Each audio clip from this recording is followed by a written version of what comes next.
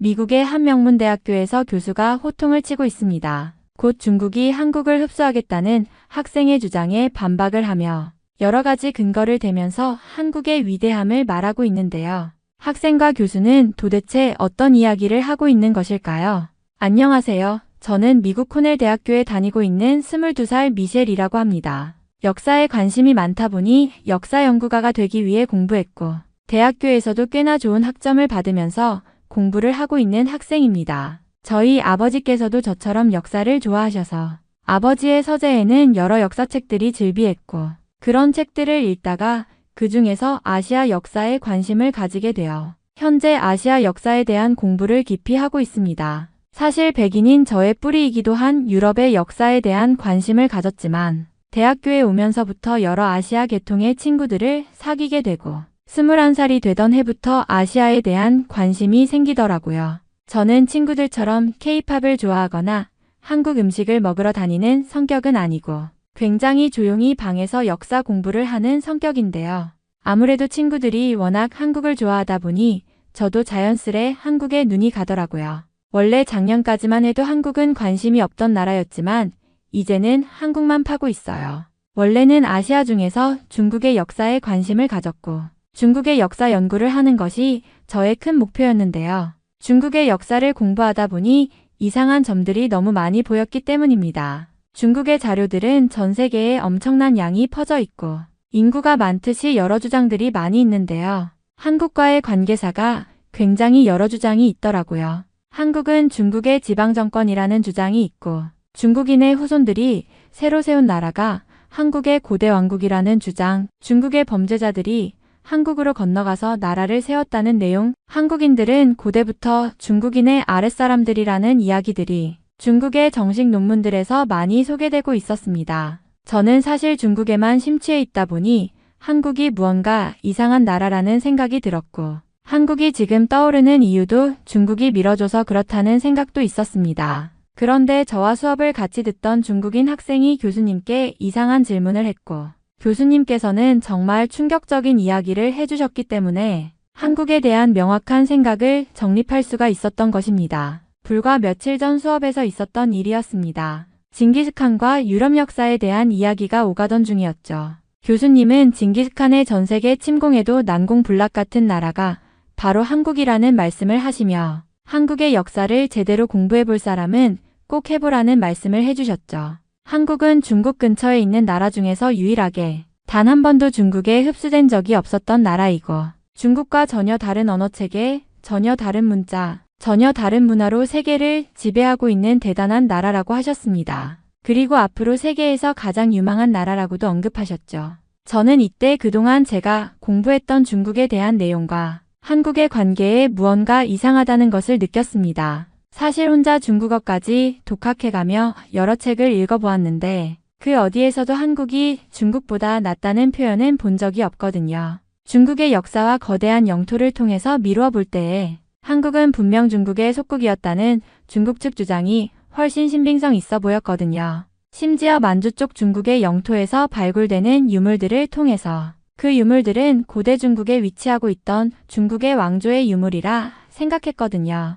역시 저보다 중국인 학생이 훨씬 빨리 손을 들고 교수님께 따지듯이 질문을 퍼붓기 시작했습니다. 교수님, 저는 아시아에 대표하는 중국에서 태어나 자랐고 중국에 대한 정말 큰 애정과 사랑이 있는 사람입니다. 중국의 원나라는 세계를 정복할 정도의 어마어마한 나라였고 유럽 전체는 물론이고 유라시아 제국 전체를 소나기에 넣었습니다. 신성로마 제국의 황제는 중국인 앞에 무릎을 꿇었다고 배웠어요. 현재 중국인들은 외국인에게 굉장히 호의적이고 전쟁을 싫어하는 시기이기 때문에 외국을 키워주고 있는 것이지 중국이 들고 일어난다면 전 세계는 하나의 중국으로 통일될 것이 분명합니다. 특히 한국은 어차피 예전부터 중국의 지배를 받던 나라이기 때문에 가장 먼저 중국 땅으로 편입될 것이라 생각합니다. 교수님은 갑자기 흥분을 하시면서 저희에게 단 한 번도 보여주신 적 없는 모습을 보여주시더라고요.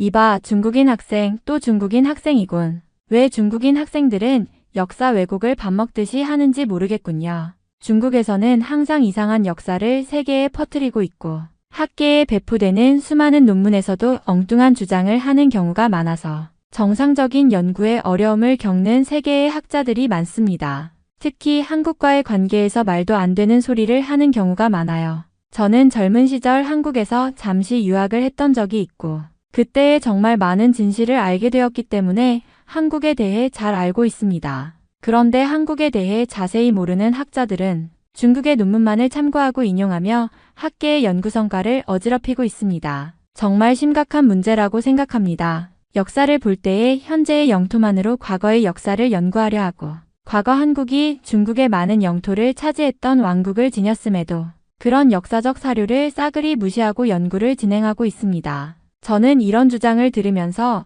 이상하다는 생각과 동시에 제가 공부했던 내용과 너무 달라서 충격에 빠지기 시작했죠. 저희 교수님은 꽤나 저명하신 분으로 알고 있고 평소 유럽과 아시아의 관계사를 연구하시는 분이라 한국에 대해 말씀하신 적은 처음이기 때문에 새롭다는 느낌도 들었거든요. 교수님은 이어서 말씀하셨습니다. 한국의 역사는 현재의 중국 땅에서 시작되었고 불행히도 한국은 중국에게 그 영토 부분을 빼앗겼기 때문에 역사 연구를 제대로 할 수 없는 상태입니다. 중국은 과거부터 한국을 차지하기 위해 여러 공격을 자행했고 한국은 중국에게 패배를 한 적이 없는 나라이죠. 그러자 중국 학생은 교수님을 향해서 질문을 하더라고요. 중국의 원나라는 한국을 분명 식민 지배했고 한국은 지금까지도 중국에게 의존하고 있습니다. 아마 중국은 한국을 곧 흡수할 것이 뻔합니다. 그러자 교수님은 원나라와 중국 그리고 한족과의 관계를 설명하더라고요.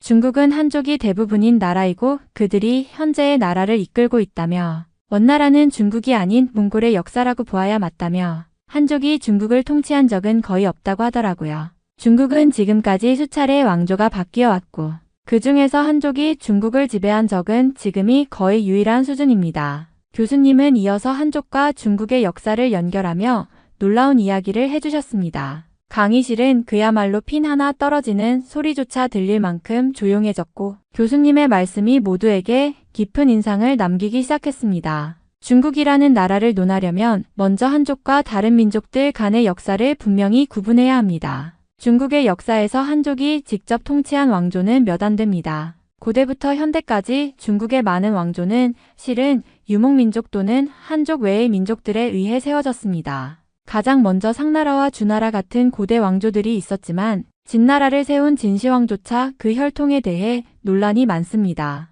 그 이후 한나라가 등장하면서 한족의 정체성이 명확히 드러났지만 이후 삼국시대와 진나라 그리고 남북조 시대를 지나며 한족의 통일적인 통치권은 자주 무너졌습니다. 당나라조차도 사실 그 지배층의 뿌리가 중앙아시아의 혼혈적인 성격을 띠고 있었고 송나라가 한족 왕조로서 비교적 안정적이었다고는 하지만 결국 북방 유목민족인 금나라와 몽골의 원나라에게 패배해 망했습니다. 원나라는 몽골족이 세운 왕조로 중국을 포함한 광대한 지역을 지배했지만 그 왕조가 한족을 대표한다고 말할 수는 없습니다. 이후 명나라가 한족 왕조로 다시 등장했지만 그 역시 내부의 부패와 외부의 침략으로 인해 청나라라는 만주족의 왕조로 대체되었습니다. 청나라는 중국 역사에서 가장 광범위한 영토를 가진 왕조였지만 만주족이 세운 왕조로 한족은 철저히 지배층이 아니었습니다. 청나라가 무너지고 현대에 들어서야 비로소 한족이 중국을 주도적으로 이끌게 되었는데 이것이 불과 20세기 초반의 일입니다.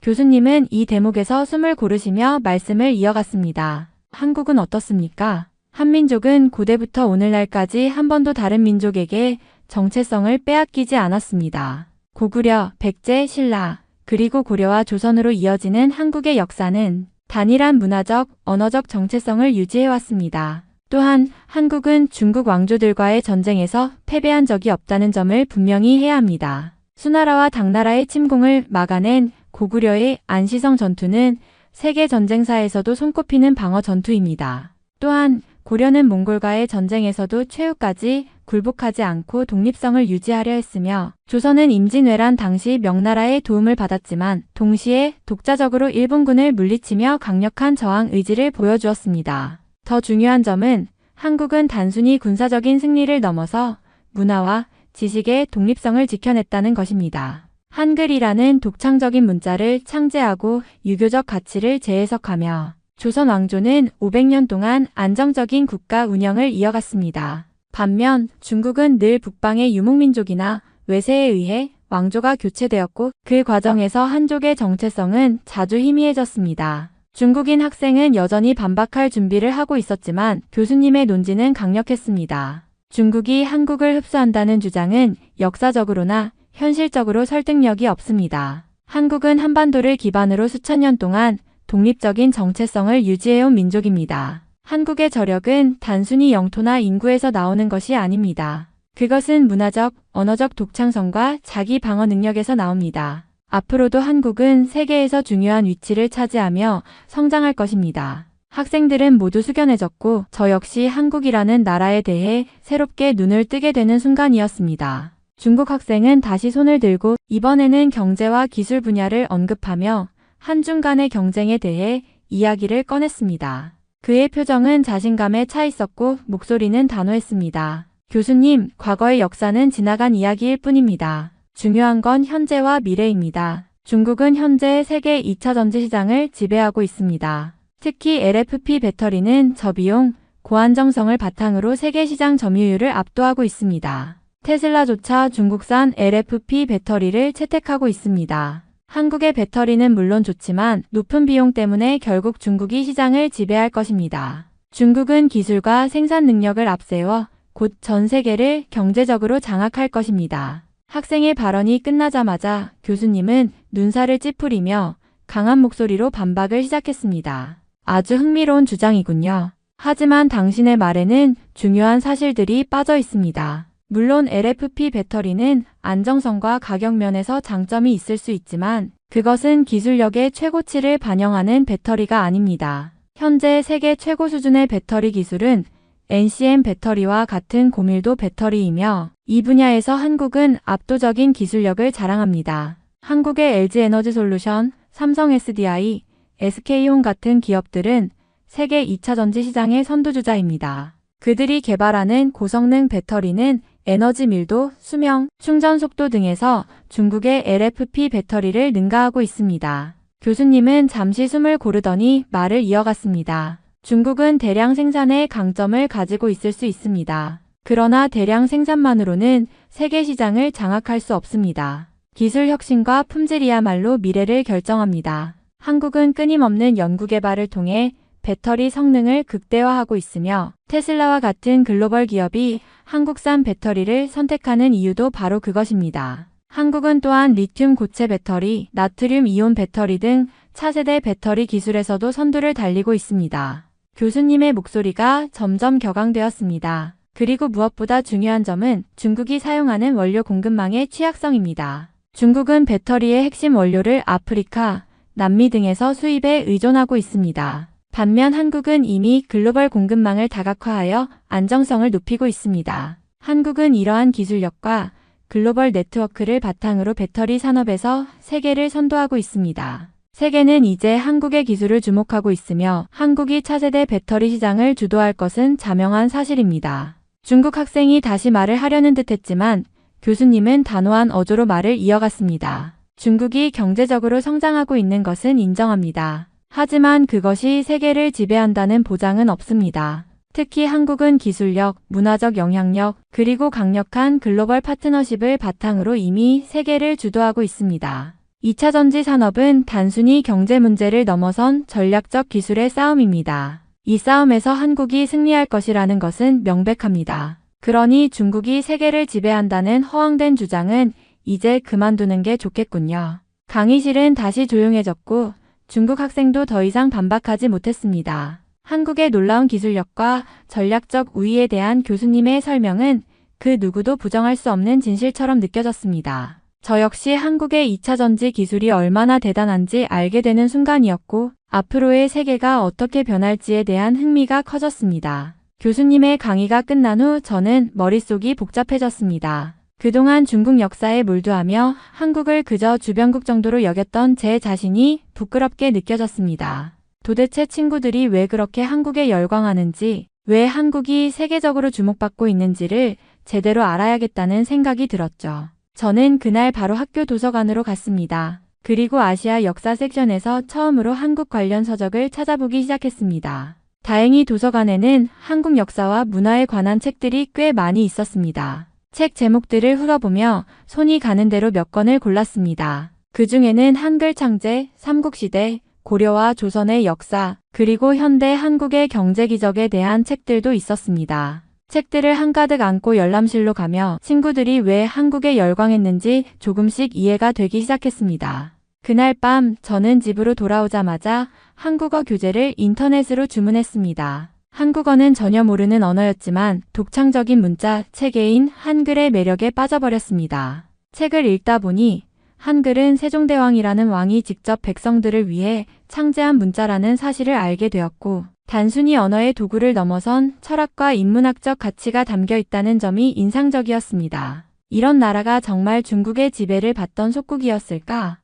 라는 의문이 계속 머릿속을 맴돌았습니다. 그 후 며칠 동안 저는 한국의 역사를 더욱 깊이 탐구하기 시작했습니다. 고구려, 백제, 신라로 대표되는 삼국시대의 이야기를 읽으며 그들이 단순한 왕국이 아니라 중국과 대등하거나 때로는 앞선 문명을 이루었던 나라들이라는 것을 알게 되었습니다. 특히 고구려가 중국의 수나라와 당나라를 상대로 승리를 거둔 안시성 전투 이야기는 저를 완전히 사로잡았습니다. 어떻게 인구와 자원이 훨씬 적은 나라가 그런 강대국을 상대로 승리할 수 있었을까요?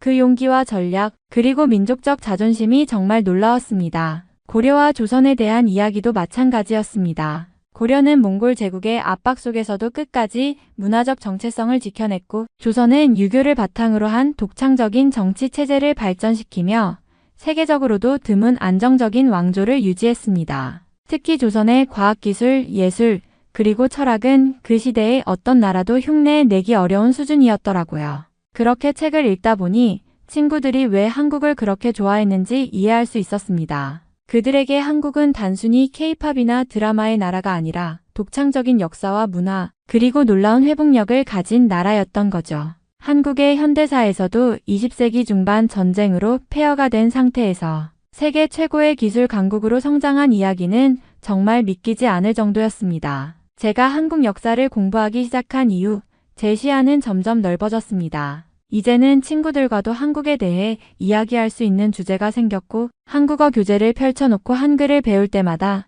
스스로 조금씩 성장해가는 느낌이 들었습니다. 이 과정에서 한국이 단지 작은 나라가 아니라 세계 역사에서 중요한 위치를 차지하고 있다는 것을 깨닫게 되었습니다. 한국과 고대 왕국들에 대한 이야기를 공부하면서 저는 단순히 하나의 나라를 배우는 것을 넘어 그들이 보여준 정신과 가치를 통해 제 자신의 시야를 넓혀가고 있었습니다. 이제 한국은 제게 단순히 친구들의 관심사나 교수님의 강의에서 언급된 나라를 넘어선 저만의 연구 대상이자 깊은 매력을 가진 나라로 자리 잡기 시작했습니다. 며칠 후 도서관에서 책을 읽고 있던 저는 우연히 그 중국 학생과 마주치게 되었습니다. 그는 제가 책상 위에 올려둔 한국 역사책들을 힐끔거리며 말을 걸어왔습니다. 미셸, 한국 역사에 관심이 생겼나 봐요. 그의 말투는 친근했지만 그가 책을 바라보는 눈빛은 어딘가 불편해 보였습니다. 제가 그렇다고 답하자 그는 고개를 갸우뚱하며 책 제목을 하나하나 살펴보더니 곧 고개를 저었습니다. 이런 책들은 편향된 내용이 많아요. 한국은 항상 자기 역사를 과장해서 전 세계에 알리고 있어요. 차라리 제대로 된 중국 측 자료를 읽어보는 게 어때요? 제가 좋은 책을 몇 권 추천해 줄게요. 그는 바로 휴대폰을 꺼내더니 중국 학자들이 쓴 한국 역사 관련 서적 몇 권을 보여주었습니다. 그러고는 중국 서점에서 구할 수 있다고 하며 꼭 한번 읽어보라고 권유하더군요. 저는 호기심 반, 의심 반으로 그가 추천한 책 중 한 권을 어렵게 구해 읽기 시작했습니다. 그리고 얼마 지나지 않아 그 책의 내용이 제가 그동안 공부했던 내용과 얼마나 다른지에 충격을 받았습니다. 책에서는 한국의 고대 왕국들이 모두 중국의 지방 정권에 불과하다고 주장하고 있었습니다. 고구려는 물론이고 신라와 백제까지도 중국의 속국이었다는 내용이 반복적으로 언급되었고, 심지어 한글조차 중국 문자의 영향을 받아 창제된 것이라는 주장이 담겨 있었습니다. 더 놀라운 것은 고려와 조선이 중국의 명령을 따라 건국되었다는 이야기였고, 현대의 한국 역시 중국의 도움 없이는 성장할 수 없었다는 주장까지 있었습니다. 읽는 내내 제가 알게 된 한국의 역사와 너무나도 다른 내용에 혼란스러웠습니다. 그런데 동시에 이 책이 중국의 관점에서 한국을 어떻게 보고 있는지 명확히 보여준다는 생각도 들었습니다. 책을 읽으면서 느낀 건 이 내용들이 단순히 역사적 해석의 차원이 아니라 중국이 자신의 정치적, 문화적 우위를 정당화하기 위해 만들어낸 이야기 같다는 것이었습니다. 한국의 독립적인 문화를 부정하고 중국의 영향 아래 있었던 종속적인 존재로 묘사하려는 시도가 너무 뚜렷했거든요. 더불어 중국은 현대에서도 이런 역사관을 바탕으로 한국과의 관계를 자신들이 주도하려는 태도를 보이고 있다는 점이 느껴졌습니다. 제가 그 중국 학생과의 대화에서 들었던 주장들도 이 책에서 설명된 관점과 똑같았거든요. 그날 밤 저는 침대에 누워 책을 덮으며 생각했습니다. 중국은 왜 이렇게까지 한국의 역사를 왜곡하려는 걸까? 그리고 한국은 왜 이런 시도에도 불구하고 자신들의 독립성을 지킬 수 있었을까? 이 질문들은 저를 더 깊은 역사적 탐구로 이끌었고 한국과 중국의 관계를 새롭게 이해할 필요성을 느끼게 했습니다. 그 순간 저는 결심했습니다. 이제는 단순히 책에서 정보를 습득하는 것을 넘어 한국의 역사적 자료를 직접 찾아보고 한국과 중국의 역사적 갈등에 대해 더 깊이 알아봐야겠다고요. 그리고 언젠가는 이 주제로 글을 써서 저처럼 잘못된 시각에 갇힌 사람들에게 진실을 알릴 수 있는 사람이 되고 싶다는 목표가 생겼습니다. 그 중국 학생과의 만남 이후 저는 한국 역사에 대한 열정을 멈추지 않았습니다. 그 과정에서 배운 내용을 친구들에게도 이야기하고 싶다는 생각이 들었습니다. 그들은 대부분 한국 문화를 좋아하는 사람들이었지만 한국의 깊은 역사에 대해서는 별로 알지 못했거든요. 어느 날 친구들과 저녁을 먹으며 자연스럽게 이야기를 꺼냈습니다. 혹시 한국이 중국의 영향을 많이 받은 나라라고 생각해 본 적 있어? 제가 묻자 대부분의 친구들이 고개를 끄덕였습니다. 맞아, 우리도 그렇게 배웠어.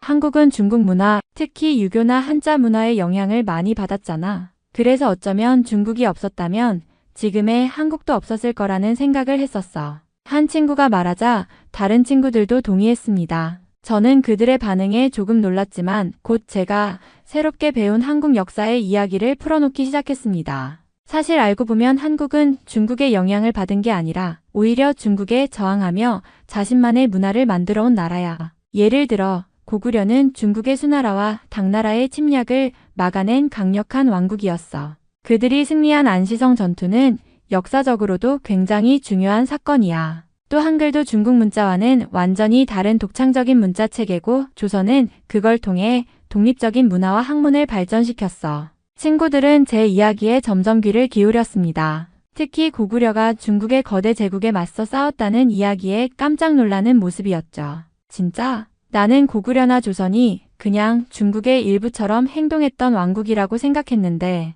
한 친구가 말하자 다른 친구들도 고개를 끄덕였습니다. 그럴 만도 해. 왜냐하면 우리가 접하는 역사 교과서나 자료들은 대부분 중국 중심의 관점을 따르고 있으니까. 하지만 실제로는 한국은 중국과 달리 자신들만의 독립적인 언어, 문화, 그리고 역사를 계속 지켜왔어. 조선이 유교를 받아들이긴 했지만 그것도 한국식으로 변형해서 자신들만의 체제를 만든 거고. 이런 점들이 한국을 정말 독특하게 만들어. 그날 저는 친구들에게 한국의 역사를 간단히 설명하면서도 그들이 중국 중심적 시각에서 벗어나 한국을 더 깊이 이해할 수 있도록 도와주고 싶었습니다. 친구들은 이야기를 듣고 나서 우리가 한국 문화를 좋아하면서도 정작 이런 역사적인 배경은 몰랐네. 너 덕분에 다시 생각하게 됐어. 라고 말하며 고맙다고 했습니다. 그들의 반응을 보면서 저는 또 한 번 느꼈습니다. 한국의 역사는 단순히 과거의 이야기로 남아있는 것이 아니라 오늘날 세계인들에게도 새롭게 인식되고 존경받을 만한 가치가 있다는 것을요. 이 이야기를 더 많은 사람들과 나누고 싶다는 열망이 제 안에서 점점 커지기 시작했습니다. 친구들과의 대화를 통해 한국 역사에 대한 관심이 더욱 깊어지면서 저는 한국에 대해 더 많은 것을 알고 싶다는 열망이 커졌습니다. 그래서 한국어 공부에 본격적으로 매진하기 시작했습니다. 도서관에서 빌린 한국어 교재와 온라인 강의는 물론 유튜브에서 한국어를 가르치는 채널까지 섭렵하며 시간을 보냈습니다. 처음에는 한글을 읽는 것조차 힘들었지만 꾸준히 노력하다 보니 조금씩 문장이 보이기 시작했고 한국어로 된 간단한 역사책도 읽을 수 있을 정도로 실력이 늘었습니다. 그러던 어느 날 문득 이런 생각이 들었습니다. 내가 이렇게 한국의 역사와 문화를 좋아하는데 언젠가는 직접 한국에 가서 배워보고 경험해보면 어떨까? 이 생각이 들자마자 저는 곧바로 실행에 옮기기 위해 정보를 찾기 시작했습니다. 한국에서 외국인을 위한 단기 역사 및 문화 프로그램이 있다는 것을 알게 되었고 그것에 참여하기 위해 준비하고 있습니다. 제 목표는 한국에 가서 한국의 땅을 직접 밟아보고 그곳에서 배우고 느끼는 모든 것을 제 것으로 만드는 것입니다. 나아가 한국에서 공부를 마친 후에는 한국에 오는 외국인들을 대상으로 한국의 역사와 문화를 알리는 일을 하고 싶다는 꿈이 생겼습니다. 제가 한국의 매력을 느꼈던 것처럼 다른 외국인들도 한국에 대해 더 깊이 이해하고 그 아름다움과 독창성을 느낄 수 있도록 돕고 싶습니다. 특히 제가 배운 한국의 역사는 단순히 과거의 사건들을 나열하는 것이 아니라 한국인들이 어떤 어려움을 극복해왔는지 그리고 어떻게 독립적인 정체성을 지켜왔는지를 보여주는 감동적인 이야기로 가득 차 있습니다. 이런 이야기를 전하며 한국과 외국의 문화적 교류를 돕는 역할을 할 수 있다면 정말 보람될 것 같아요. 현재는 한국어 능력을 더 키우기 위해 매일 시간을 쪼개어 공부하고 있고 한국 역사에 대한 지식을 더 깊이 쌓기 위해 책을 읽거나 다큐멘터리를 보고 있습니다. 그리고 가까운 시일 안에 한국에 갈 계획을 세우고 있습니다. 그곳에서 제가 직접 보고 느낄 모든 것이 너무나 기대됩니다. 이제는 단순히 책에서 배우는 것이 아니라 한국이라는 나라의 숨결을 직접 느끼고 그 경험을 바탕으로 더 많은 사람들에게 한국을 알리는 다리가 되고 싶다는 열망이 제 안에서 날마다 커져가고 있습니다. 이번 사연은 여기서 마무리하도록 하겠습니다. 끝까지 시청해주셔서 감사드립니다. 좋아요와 구독은 영상 제작에 큰 힘이 됩니다. 꼭 한 번씩만 눌러주세요. 감사합니다.